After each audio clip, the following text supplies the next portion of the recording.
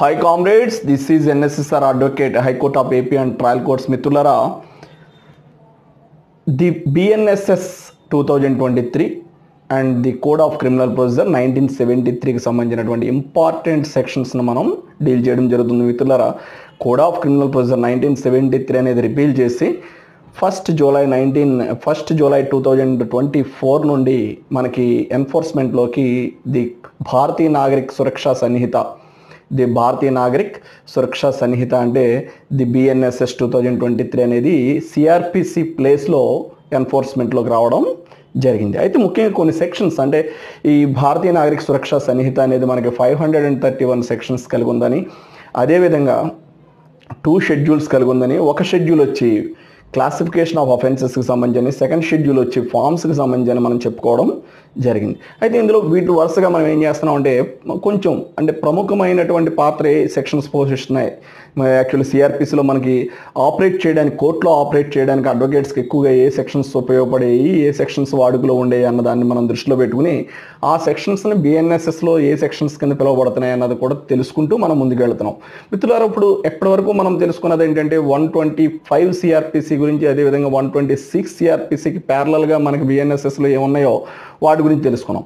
అయితే ఇప్పుడు 144 సెక్షన్ అనేది ఎప్పుడు అమలు చేస్తారు, ఎవరు అమలు చేస్తారు? 144 సెక్షన్ అనేది యాక్చువల్గా సిఆర్పిసి 1973 ప్రకారం మనకి ఎగ్జిక్యూటివ్ మేజిస్ట్రేట్ వారు కానీ, సబ్ డివిజనల్ మేజిస్ట్రేట్ వారు కానీ, అదేవిధంగా డిస్ట్రిక్ట్ మేజిస్ట్రేట్ వారు కానీ అమలు చేయడం జరుగుతుంది.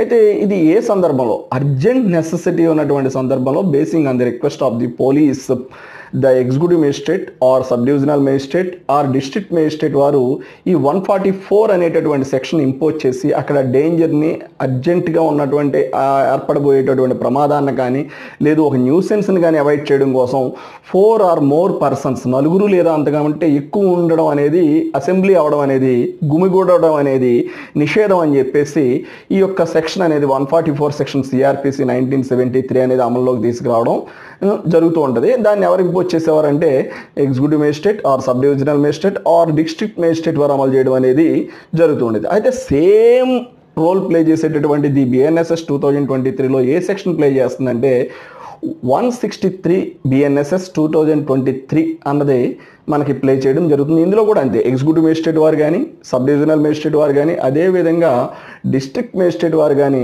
ఈ యొక్క సెక్షన్ ఆపరేట్ చేయడం అనేది జరుగుతుంది.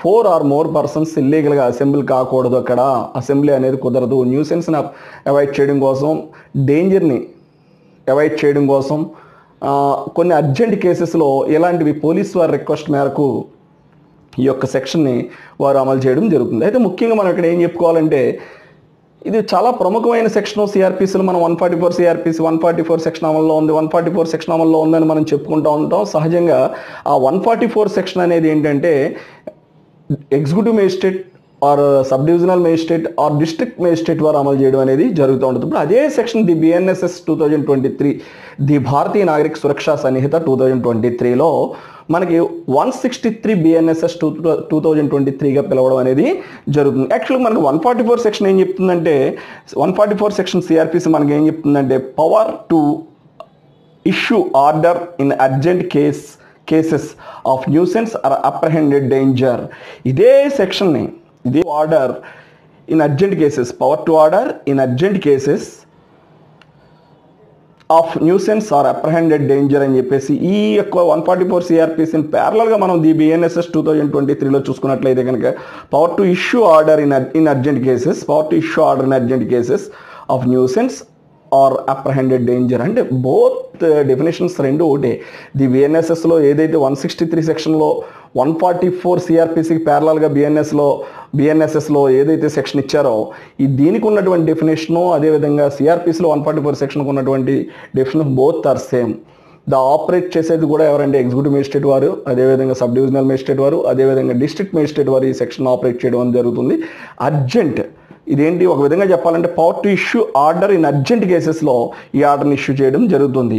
If urgent cases of nuisance or apprehended danger, ఈ యొక్క న్యూసెన్స్ని అవాయిడ్ చేయడానికి, డేంజర్ని అవాయిడ్ చేయడానికి 4 or more పర్సన్స్ అసెంబ్లీ కాకూడదు అని చెప్పి ఇచ్చేటటువంటి ఆర్డర్ ఇది. దీన్నే సహజంగా మనం వాడుక భాషలో ఏం చెప్తామంటే 144 సెక్షన్ అమల్లో ఉంది, 144 సెక్షన్ అమల్లో ఉందని చెప్తూ ఉంటాం. ఆ 144 సెక్షన్ అనేది ఇప్పటివరకు మనం సిఆర్పిసి 1973లో భాగంగా మనం చెప్పుకుంటే, ఇప్పుడు 1 జూలై 2024 నుండి మనం ఏదైతే ది బిఎన్ఎస్ఎస్ 2023 అమల్లోకి వచ్చిందో, ఇక్కడి నుంచి మనం చెప్పుకోవాల్సింది ఏంటంటే, అలాంటి సందర్భంలో అలాంటి ఎగ్జిక్యూటివ్ మేజిస్ట్రేట్ వారు కానీ, సబ్ డివిజనల్ మేజిస్ట్రేట్ వారు కానీ, అదేవిధంగా డిస్ట్రిక్ట్ మేజిస్ట్రేట్ వారు కానీ ఈ సెక్షన్ ఆపరేట్ చేయాలంటే 163 బిఎన్ఎస్ఎస్ 2023ని అమలు చేయాల్సి ఉంటుంది. 144 సెక్షన్ బదులు 163 బిఎన్ఎస్ఎస్ 2023ని అమలు చేయడం జరుగుతుంది. This is NSSR. If you have any problem please contact 9855909559.